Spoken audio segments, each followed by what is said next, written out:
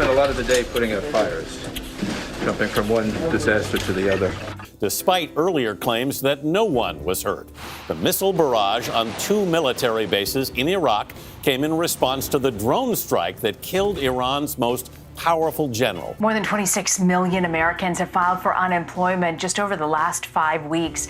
The unprecedented surge in jobless claims have created a backlog of applications, and that means that millions are still waiting for their check to arrive. 20 other states and Puerto Rico report increases in new cases of COVID-19, including Nevada, where Las Vegas casinos welcome guests for the first weekend back since March. When you watch the news, does it ever just feel hopeless? Why is it that our sense of curiosity constantly leaves us in despair? We consume the news to get a better sense of the world around us. But most news is actually junk news, light on substantive issues instead focusing heavily on the behavior of certain political characters, like a high-stakes soap opera but with real-world consequences. Consuming junk news is arguably worse than being uninformed altogether because of the false sense of security people get from the act of watching the news. That's saying nothing of those who don't keep up with the news to begin with, but who can hardly blame them. Along with our confidence in our nationally elected officials, trust in the news is trending downward. Yet despite that mistrust, the news ecosystem continues to play an outsized role in our political discourse. Think of how much coverage during the coronavirus pandemic went to the sensational. Hectic hospital wards, the administration's media mishaps, and images of faux grassroots protesters armed at state capitals. Then think of how little coverage went towards waves of labor and rent strikes led by essential workers that took place at the same time. Think of how many companies ran ads reminding you that in these challenging times, you should buy their products. Then think of the workers for those very same companies who were silenced for speaking out about unsafe working conditions. Think of how the George Floyd demonstrations were portrayed as out-of-control violent riots, while people's posts on social media showed the police repeatedly instigating that violence. Why is the news media, the only profession mentioned specifically in America's founding documents, routinely failing us? Or suppose a different way of asking this question. Are we actually the ones to blame for placing the media on a pedestal instead of seeing it for what it really is? And if it's all true that we've lost our faith in our politicians, our news, and our other institutions, what do we do? In this video, I will— Well, here we go. Of course you think you have all the answers. How uncharacteristic of you.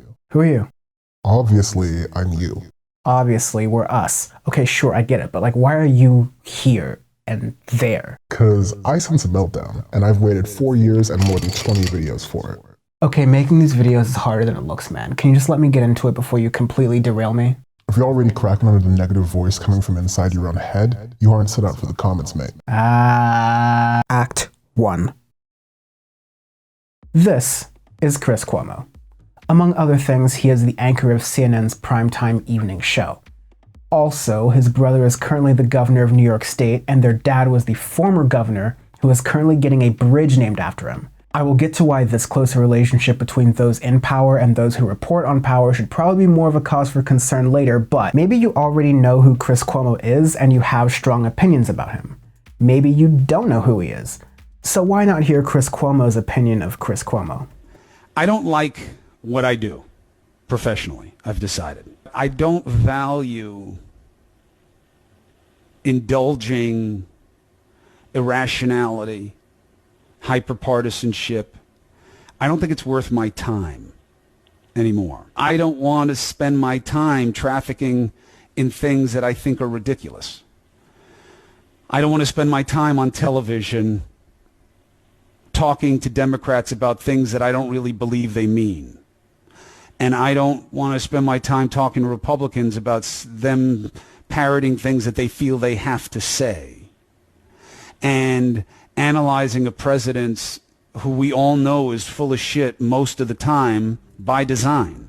Wow. Okay, it's extremely rare for a news anchor to be this candid, so I'm taking full advantage. It's clear in this clip from his radio show that Cuomo sees a lot broken with his role in the news ecosystem. His viewers watch his show expecting to get informed about the world's biggest stories. Instead, every day those viewers are greeted with split-screen battles between political professionals seeking the flashiest soundbite to defend their team's honor. Surprise, surprise, this usually doesn't result in particularly substantive info, but it's a tried and true format that cable news loves and politicians keep coming back to. To contextualize this and other bad feedback loops in the news ecosystem, I'm calling upon the teachings of Edward Herman and Noam Chomsky. So welcome to my crash course in media literacy you didn't get in high school because America routinely fails its youth. In their seminal 1988 book, Manufacturing Consent, The Political Economy of the Mass Media, Herman and Chomsky coined the propaganda model. It's a framework for describing the inherent biases within our corporate media ecosystem, and it will give us a foundation on which to build our understanding of what's wrong with news's role in politics. Once we know what's wrong, we can figure out what to actually do about it. So choose your fighter. Owners, sellers, sources, flack, and fear. Owners, who would have thought, own news outlets. In the second half of the 20th century, there were hundreds of independently run newspapers and news outlets. Through decades of business and political maneuvering, the smaller outlets folded. Their assets were bought and consolidated by bigger corporations who made profits when they could and cut losses when they couldn't. The media world of today is made up of large corporations inside of mega conglomerates, for whom news is a relatively small, often unprofitable part of the larger entity. Take, for example, Comcast, consistently ranked as one of America's least favorite companies. In addition to building half of America's cable and internet duopoly, they are the parent company of NBC, which itself was combined years earlier with Universal Studios. So now, the Rachel Maddow part of the company gets the same treatment as the Universal Studios theme parks part of the company, in that both are expected to make more money than they cost. The needs and priorities of the news division are balanced not on some code of ethics or some legal requirement to give the raw, honest truth, but on an obligation to shareholders to generate sustainable revenue. Owners must manage this reality. Many outlets take subscriptions from their readers in order to sustain themselves because most people don't pay directly for news. That's where sellers, the second filter, fill the gap. Sellers buy advertising space from owners to peddle their goods and services to a news outlet's audience. Sellers tend to be averse to controversy and won't buy ad space near potentially contentious topics. Thankfully, news is neither contentious nor controversial. Ever. So when owners need to squeeze profits out of their bleeding news divisions, they discourage controversy in subtle and overt ways. But maybe you're like, I hate ads. I use an ad blocker because the rumbling noise coming from the stomach of a furloughed journalist is arousing for me. and I'm not kink shaming, but the full picture is just more complex than just saying, the corporations own the media, man. So moving on then. Sources, the third filter, can be both a journalist's best friend and journalism's worst enemy. Owners rely on journalists to create content for their news outlets, and journalists rely on sources to get that content. Owners, through their editorial teams, deploy most of their journalistic resources into relatively small locations, expecting a high return on investment. American reporters flock in droves to DC and New York because they are hubs for business, politics, and the sources from those realms.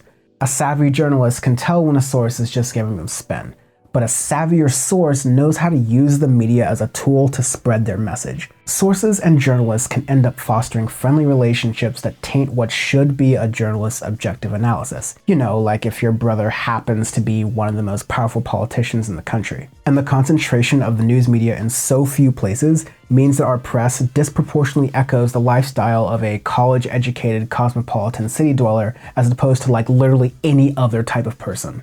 But even the most conscious and adversarial journalists must be careful, because if their reporting is too controversial for the sellers or hits too close to home for the owners, the media sector is well equipped to suppress it.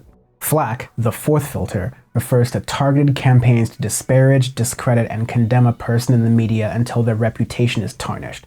It does not matter if a journalist has thoroughly vetted their sources and has the story of the year. Just think of the botched cover-ups that we know about from Me Too. Character assassination and intimidation can be used to suppress facts that an informed public deserves to know.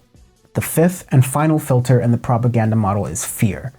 It's a paradox because fear is simultaneously the most powerful weapon a government has over its people and a strategy of last resort. Fears range from the realistic, like coronavirus, to the unfounded, like the W. Bush administration's weapons of mass destruction lie that was utilized to garner public support for what has become America's longest war. Fear compels people to place their trust in perceived authority figures and to question that authority less than usual. Precisely why fear is an excellent cover for the misdeeds of the powerful. The most classic example of fear poisoning the well of information is through red baiting, or anti-communism. From Hollywood blacklists during McCarthyism to today's Antifa conspiracy theories, flack and fear can work insidiously together using the media as a microphone. Few accusations end political arguments quite like, "How dare you, dirty commie." So those are the 5. Owners, sellers, sources, flack, and fear. If you have questions, leave something in the comment section and we'll talk. Just keep it civil. By the way, if you can appreciate the fact that I summarized some of the incredibly dense theories of Noam Chomsky, please subscribe so I have literally any incentive to make any more videos in this style. Also, if you're interested in media theory more broadly, I highly recommend the Manufacturing Consent documentary, which I'll link to in the description, under the like button, which you should press. Yeah, don't tell me what to do, Adjunct Professor Colton. Act 2. The propaganda model provides the context we need to deconstruct Chris Cuomo's moment of clarity. Once again, I don't want to spend my time on television talking to Democrats about things that I don't really believe they mean. And I don't want to spend my time talking to Republicans about them parroting things that they feel they have to say. And analyzing a president's who we all know is full of shit most of the time by design. the sad millionaire is onto something. Hosts at Cuomo's stature must shape their commentary within constraints from owners, sellers, and sources, or else they'll face flack, fear, and/or firing. To cater to these pressures, the nature of how CNN or any news source uses their time and resources has to change. Remember, the Misery Channel competes with sitcoms, sports, and everything else your eyeballs find more enjoyable than news. Let's imagine that Cuomo meant business about changing his show for the better. Let's say he took the editorial focus of his show off of the East Coast circle jerk, and the rent-a-pundits were thrown out in favor of hard-hitting journalists that challenged those in power on behalf of the public. What if Chris Cuomo betrayed his class allies and familial ties because of the responsibility to use his platform for fair reporting? If all of that happened, he'd lose his sources and he might receive flack for it. And if Cuomo's show saw a dip in advertising revenue, he'd get a word or two from the owners of CNN, currently a company within a company within a company owned by AT&T. And a quick note on AT&T, just to paint you a picture of the grisly corporate media landscape. AT&T is a cockroach conglomerate that misused its monopoly power so badly that in the 1970s the US government filed an antitrust suit against them and they were broken into smaller pieces. Many of these pieces later merged with each other and took on the original AT&T name. This company that repeatedly lies to its own customers just won't die. Most of the pieces that didn't merge became Verizon, which created a subsidiary called Verizon Media to manage all the media outlets they've acquired, including Yahoo, HuffPost, and AOL. Every non-independent media venture is connected to just a handful of companies when you look hard enough. You want the answer for why the news worsens politics? Well, here it is. The same mechanisms of media consolidation and corporatization that Herman and Chomsky wrote about in the 1980s have only accelerated, along with the rise of the internet and crony capitalism. News, and everything else we watch for that matter, comes from fewer and fewer companies. Their revenue streams are largely based on how much attention their shows can steal. It's the same reason why those meaningless Crossfire-style segments that Chris Cuomo hates all the way to the bank won't be going anywhere anytime soon. The news business is addicted to attention because we keep giving it to them. It is inherently attention-driven, and because of our negativity bias, sensationalized news grabs the most attention and is usually more profitable than quote-unquote alternative news. The current president is obsessively savvy with media coverage, using his position as the ultimate attention getter to set the narratives that the news media follows and responds to. For decades, news outlets have followed a general unspoken rule that if the sitting president speaks, it's automatically newsworthy. Even when the president lies routinely to the American people using mainstream media as both his soapbox and his straw man, news outlets are likely to air the live and uninterrupted Freakshow instead of first reviewing it to cut off the flow of misinformation. Facts and honesty don't grab people's attention. Freak shows grab people's attention. Objective reality, like who lied or who didn't, becomes an open question because it isn't profitable or politically savvy to set the record straight. The chaos is profitable. The president turns his antics into the daily agenda of news outlets everywhere, week in, week out. America loves the freak show, and the numbers prove it. Okay. I get where you're going with this. Orange man bad. We know your takes haven't changed since 2016. Dude, stop acting like the journalist you keep making excuses for are perfect. You're sort of right. Wow, for a rhetorical strongman, aren't you supposed to be wrong more, or can you not even do that right? I'm the physical embodiment of all your insecurities. I'm never wrong. Ugh. The ills of modern journalism did not begin with this president. He's just taken a bad storm and worsened it through his response to it. That seems to be his thing. The news we seek, just to understand the world around us, is distorted by numerous pressures. I explained earlier how the relationship between sources and journalists shapes the stories we read and watch. Well, so does Twitter.com, where most people in the news spend most of their time instead of doing actual journalism. News teams scour Twitter not only to find leads for stories, but to get a read on what people are talking about and how they feel about it, which is a problem. Naturally, it's a worn-out cliche that Twitter is not real life, and I, who can be found on Twitter, am guilty of being in the Twitter bubble. But it needs to be constantly emphasized that most Americans do not use Twitter to discuss politics. Only 22% of Americans use Twitter, and the top 10% of users make up for 80% of Twitter's activity. Within that top 10% of the fanatics, the true news junkies whose opinions are unrepresentative of the country as a whole despite playing such an outsized role in our political discourse. All right, say it louder for the newsrooms in the back. The news ecosystem's reliance on Twitter magnifies the cognitive distortions of those who use it. Or in plain English, when you use Twitter, it reinforces the beliefs and biases you already have. This happens through following, liking, and retweeting, the cultivation of biases within passionate communities. The same can be said for TikTok, Insta, and almost all other social communication platforms on the internet. The most fanatical freak show voices on any subset of Twitter are also, surprise surprise, the ones that grab the most attention. Everyone loves the freak show. As far as long-term societal ramifications go, the intense passion we see on Twitter and the web more broadly is relatively harmless for sports or comedy or music fandoms. But in the news world where Twitter drives the conversation, today's online outrage fights for finite airtime against unhinged press conferences, unproductive shouty panel segments, genuine civil unrest, the little bit of substance that ekes out of this mess, and of course, sponsored content.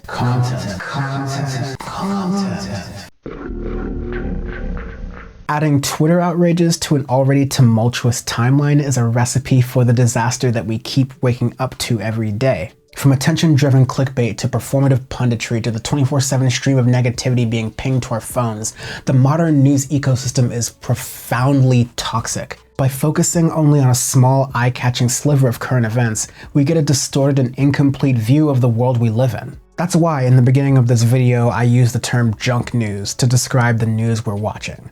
Just like how junk food fools you into thinking that you've satisfied your body's nutritional needs, junk news makes you feel informed without the benefits of actual fucking information. You may have noticed this in someone you know, or yourself. Most people watch and interact with the news in order to affirm the things they already believe as opposed to expound upon the things they're just now learning. Conveniently enough, news outlets can secure reliable revenue streams by consistently feeding information that affirms the worldview of their audience, then asking for their financial support. This is true for the entire news landscape on all sides of the political spectrum, from MSNBC to Fox News to CNN to OAN to all the indie outlets in between. The problem permeates the entire news ecosystem because the incentives and feedback loops within are themselves the problem. But for the millions of American news consumers out there, dozens of whom are watching this video. What does this mean for you? If through years of consolidation and deregulation, news has been reduced to attention-grabbing daytime dramas masquerading as current events, what is the time we devote to being a news junkie truly doing for us? That time is political hobbyism, a term coined by political scientist Eitan Hersh in his book, Politics is for Power. It's when politics serves the purpose of an individual's entertainment. Under the framework of political hobbyism, watching and reading the news satisfies a craving similar to the feeling of catching up on that TV show or book you like. Political hobbyists argue about their teams, just like sports fans do. They share reactions with each other online, the same way people do when they live tweet a TV premiere. Hopefully you didn't convince yourself that The Daily is more cultured than The Bachelor. Hirsch connects how our participation in political hobbyism is sort of a domino effect that fuels a more vitriolic, less collaborative, and broken political system. If we're going to pay attention to a congressional hearing, and the way we're paying attention to that congressional hearing is waiting for something exciting to happen, waiting for the hockey players to get into a fight, then we're the ones incentivizing politicians to do that. We're going to reward them with dollars or with our eyeballs when they act that way. A 2016 study noted that people who say they watch national news don't attend any political meetings or take part in organizing events. Turns out it's easier to treat politics as a hobby when nothing is at stake to make it more serious, which makes some sense as political hobbyists skew male, college-educated, and middle class. But regardless of how you identify, political hobbyism is a distraction that prevents you from realizing your political strength. I understand having your political passion reduced to something akin to a reality TV addiction is unsettling to hear at first. It was for me. Reality TV and sports are transparent forms of escapism. But news, on the other hand, is part of what people like us escape from, right?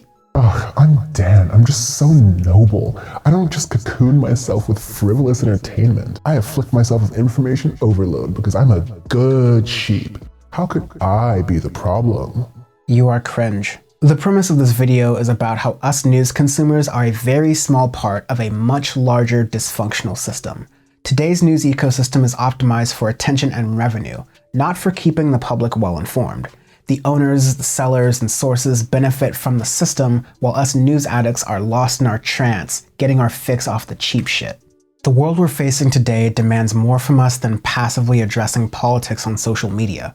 Most of us are not fully realizing our abilities to make a difference for the issues we hold close to our hearts. To understand your role in the dysfunctional system is a hard fact. And it's a fact worth introspection and personal reckoning. Act 3.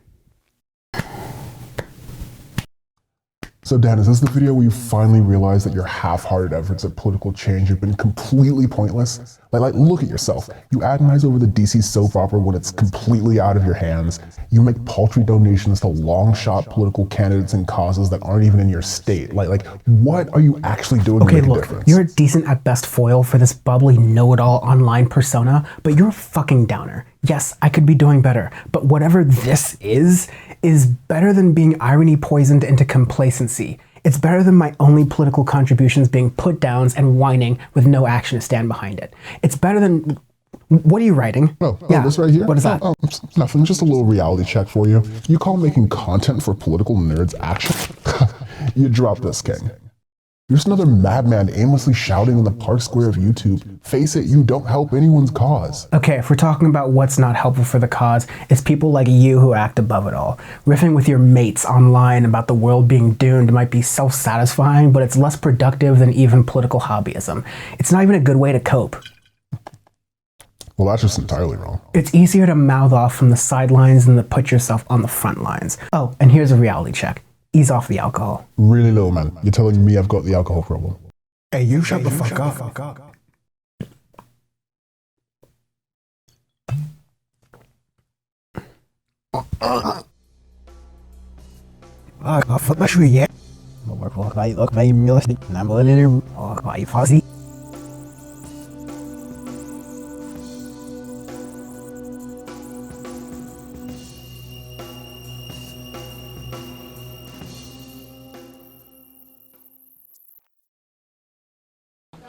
We spent a lot of the day putting out fires, jumping from one disaster to the other.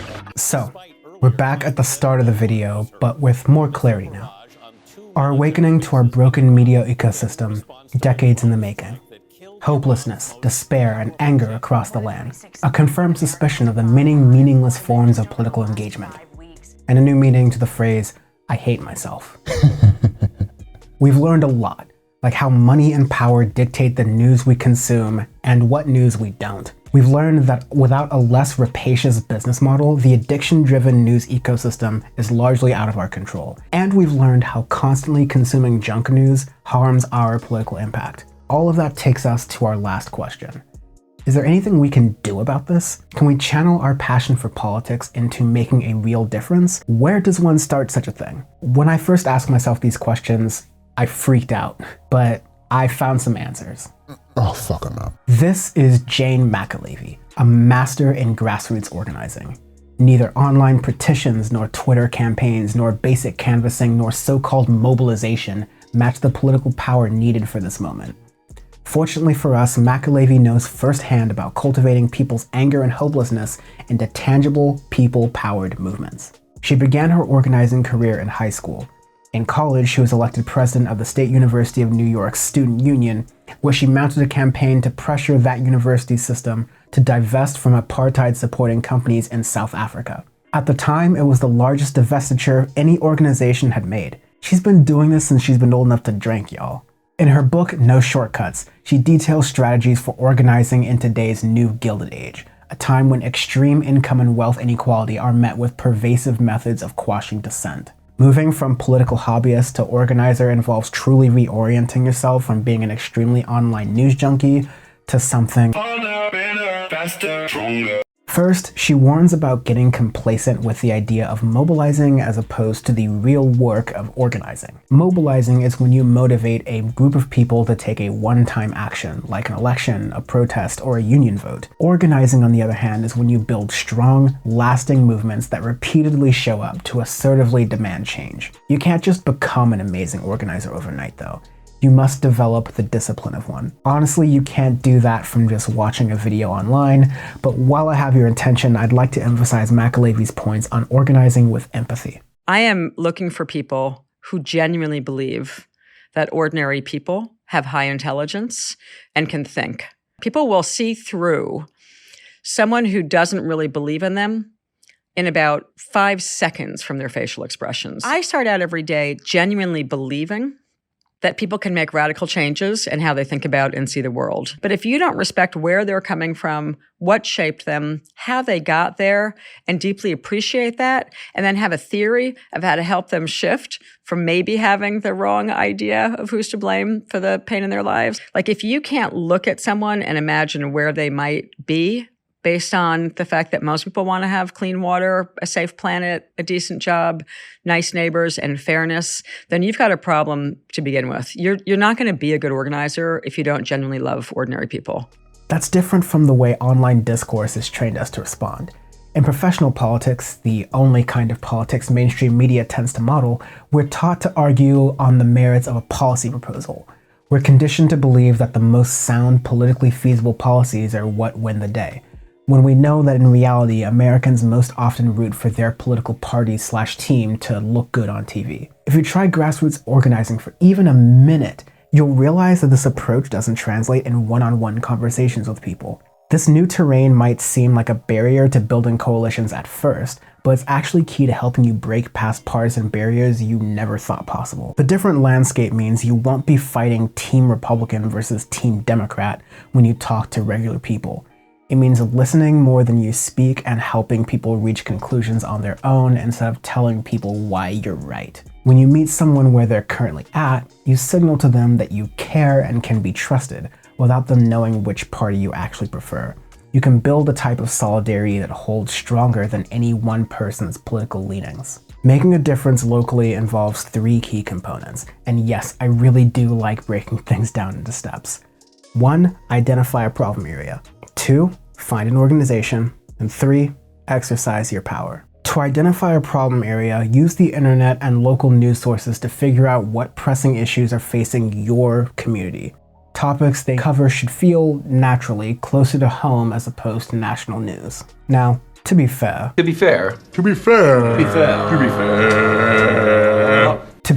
local news ecosystem is impacted in many of the same ways the larger news ecosystem is. Corporate consolidation, loss of revenue, hyperpartisanship, pressure from power, and the rest of it seem to make local news a little worse with every passing year. Then how come people nag me to consider subscribing to my own paper if they're all bad? Though not without flaws, local news crucially covers stories that simply wouldn't get reported otherwise. A local news outlet with a healthy subscriber base is less reliant on the whims of advertisers to fund its reporting, which is important because of local news's inherent responsibility to cover the local topics that the national news does not. Hopefully, with a little research, you're able to identify a problem area that impacts your community that you're passionate enough to work on. If you're stuck finding a problem area, try safely asking a selection of neighbors what they'd change about the community if they had the power to do it. McAlevey says this is a foolproof question. It doesn't presuppose any political beliefs, and it puts the person being asked that question in a position to answer with their own lived experiences. Maybe that answer has to do with police accountability, or affordable housing, or protecting small businesses, or schools, or healthcare, or the environment. But ideally, it's something that you know a lot about and have a passion for. After you've found that issue, you must then find your organization. Organizing is much easier said than done. The persistent treadmill of monetary obligations driving our submission to capitalism relentlessly squeezes time and energy out of all of us. Mental health must be front and center for all aspiring activists, and I mean that. A 2015 study found that almost half of activists who experience burnout from organizing would quit and never return. You won't help your cause if you're burned out or not present at all. Your self-care routines and rituals will be crucial here, as well as keeping a support system outside of your organizing space so that you can be the best organizer you can be. With that understood, search online for existing local organizations to find the one you'd be best fit for. You'd always search for an existing org first because starting your own is an immense uphill battle. Established national orgs boast local chapters that provide frameworks for organizing, so you can definitely benefit from their institutional support. It's possible you'll find multiple orgs with overlap in the issue areas you care about, so consider the institutions that stand behind those groups. Orgs that address the same problem areas diverge from one another in their history, mission, and tactics. The Sierra Club, for example, has been around for nearly 130 years and benefits from the political ties built by previous generations of members. However, it's not uncommon for established orgs to fall short in a way that might matter to you. Working in a smaller, tight-knit organization with like-minded members will allow you to reach consensus sooner, provided those members actually do the legwork of connecting to public servants, reaching out to your community, and so on. You could make a conscious decision to be a radical voice in a moderate setting, who slowly realigns the organization's broader mission to your politics. If you're having trouble finding the right local org online, try finding meetings or demonstrations of politically like-minded people with whom you can network. Remember that every approach to joining an organization requires your energy and strategic planning to know how and with whom you can have the most impact. Now, to give the reformed political hobbyists out here some credit, the ability to process and retain relatively complex information about policy and politics is a useful skill. I just argue that it's more rewarding to use that skill in local organizing spaces. Not only can you channel your knowledge directly into power, but you can actually exercise more political power than your one vote would usually allow. Think on that for a second. I've talked in this whole video about how a powerful minority of elites have stacked the odds against us. It's been about how they use our political, economic, and media ecosystems to exercise more political power than they have. And this is why organizing is so exciting, because you can actually help turn the tables of power in the amount of time you'd otherwise spend getting the sads from watching and reading the news. Or you can bitch on Twitter all day and make a podcast about it. You're a crutch, and I don't need you. Once you're in the groove of organizing, the last step is to exercise that power. One reason national politicians are less accountable to their constituents compared with local politicians is because of the physical distance between their offices and the hundreds of thousands of people they pretend to represent. And since everyone's time is a limited resource, national politicians typically give their non-legislative time to the high-paying donors that their political aspirations depend upon for survival. Retiring politicians, perhaps because of their newfound freedom to feel shame in public, lamentably recount the hours they devoted to fundraising calls rather than spending that time to speaking to actual constituents. And because those constituents aren't being heard, it presents an opportunity for potential organizers. In local politics, elected officials have substantially less to oversee than their national counterparts, and are much physically closer to their constituents and the worlds they live in. The unbreakable partisan divide that drives us all crazy and creates gridlock in national politics, it turns out that Democrats and Republicans are more closely aligned on local issues than national news leads on. It's an unintended consequence of the news ecosystem. Local issues don't get the attention they need to become incredibly polarizing. Activists can navigate this untapped area of political discourse and agitate using the grievances of those most affected by these issues, regardless of political identification. You don't need to be a Republican or a Democrat to understand who's in power and who isn't listening to them. Similarly to how neighborhood stores can add a local, personal touch that big box retailers can't, you're also more likely to build a better connection to politics if you build tight bonds based on community issues instead of national issues. Seriously, local politics is so underutilized. That's why you can actually achieve power to use for good, tangible change. And what happens on the local level can become a strong, proven model for the rest of the country and future legislation. The step is called exercise your power because organizing should be built into your schedule so you keep getting better at it. I mean, if you can make the time to catch up on news every day, then you can definitely make the time to organize. Wait, what? I'm being helpful. This is completely out of character. Like, why am I saying this? 'Cause I make the rules, bitch! Hiya, it's a post-production Dan, and seeing as how I'm editing this, I make the rules, bitch. Every day, people like you and I, and most of your community, are being screwed in the power game of politics.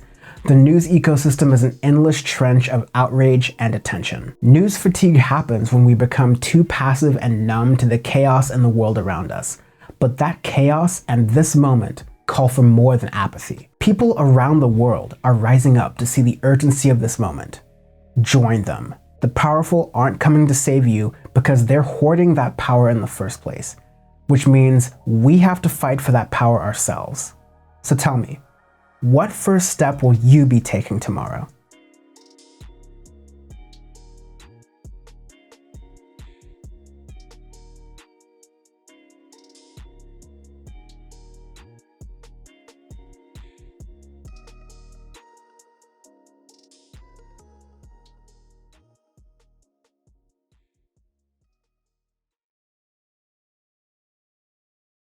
There's a lot I wanted to address in this video, but decided not to in order to keep the pacing and message as clear as possible. It's a big video and I wanted to make your time watching it count.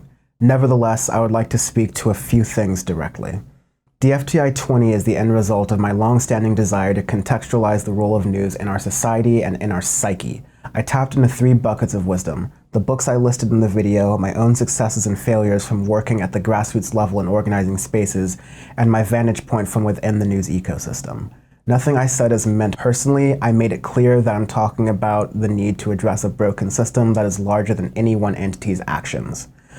Every so often, I'm asked to recommend specific news sources, and I usually step back from this question because, as I allude to in the main video, understanding the limits of what news can offer makes you multitudes better at being a news consumer. I don't put all of my trust in a single news source. I read a breadth of them while simultaneously considering their inherent biases. I try to balance between healthy skepticism and toxic contrarianism. Your news diet should be a mix of reliable outlets who report the facts, trusted analysis on what those facts mean, and the historical context to dig deeper and learn about broader patterns. No one outlet does all those 3 very well, and even if one did, you should never let one company be the sole gatekeeper for all the information you consume. So read a variety of sources, but make a habit of considering the filters from the propaganda model and the construction of the news ecosystem as you weigh the validity of what you consume. Newspapers generally do great reporting, but their analysis and op-ed sections should be taken with massive grains of salt. Cable news is a never-ending flammable dumpster circus, and I recommend you consume absolutely none of it outside of the occasional clip on the internet. With that huge disclaimer out of the way, I personally think PBS and NPR are good starting points. They are funded through a mix of public and private means, and their corporate missions and histories prioritize increasing public access to information at all levels of society. I have an ever-evolving selection of independent podcasts and online talk shows where I get political analysis, and I keep my eye out for new documentaries on the streaming platform so I can get the context that the rat race the news cycle sorely lacks. If you follow me on social media, I'm often sharing what's grabbing my attention and what I'm listening to. And at many people's requests, I'm experimenting with a political podcast format, and I'm having a lot of fun with it.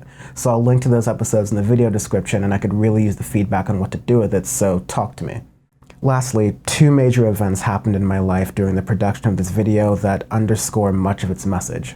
The death of George Floyd and subsequent protests in America and worldwide drew substantial attention to the issue of police brutality, or at least it seems so. Speaking at this moment in time, I wonder how this will age. The event itself has drawn attention to the countless killings of people of color that are lost to history due to the lack of media attention. When these victims' faces are flooded on social media, I can often see the faces of my friends, my family, or myself in them. It's numbing when these incidents happen so often, and it seems like there's no end to the carnage in sight, and few meaningful changes are on the way. More and more people are finally recognizing the systemic issues surrounding racialized police violence, and they want to keep the momentum of the movement going. But for that to happen, we absolutely must break our old habits or else we'll fall back into them. That's the connection between media and activism that I spent extra time trying to convey clearly in DFTI 20. The other major event that happened in the middle of production was the sudden loss of my close friend and former roommate, Courtney Brousseau. I didn't realize this when I started the project, but Courtney embodied the hands-on political activism that I evangelize in it. He spent much of his time in high school and college involved in a myriad of political causes in multiple levels of government. He advocated for issues to improve the lives of those less fortunate in the communities he participated in. He devoted what were tragically the last months of his life to aggressively campaign for the broader availability and accessibility of public transit. He saw the intersection of transit with race, poverty, housing, and so much more. And while walking back home one evening, Courtney was killed in gunfire from a man with a type of automatic weapon that is far too easy to obtain in the United States. Events like the untimely deaths of George Floyd or Courtney Brousseau have the potential to radicalize people because the associated trauma affects them on a deeper level. Like a lot of people, I've been mourning and I've been upset, but I encourage you not to be numb in these times, for they and countless others will have died in vain.